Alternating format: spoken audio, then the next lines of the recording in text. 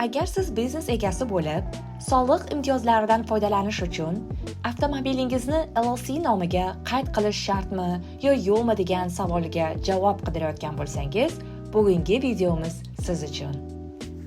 Yaxshi tomoni shundaki, agar to'g'ri qoidalarga rioya qilsangiz, avtomobil LLC nomida bo'lmasa ham, uni biznes xarajatlari sifatida hisobga olishingiz mumkin. Avtomobil biznes xarajati sifatida ko'rsatishning ikkita asosiy usuli bor. Yurilgan masofa, kilometraj usuli yoki mileage method va haqiqiy xarajat usuli, actual expense method.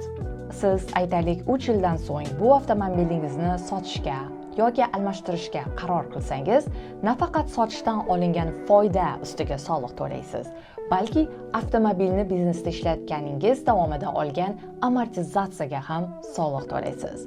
Bu IRS, ya'ni AQSh ichki daromad xizmati tilida Depreciation Recapture Tax deb ataladi.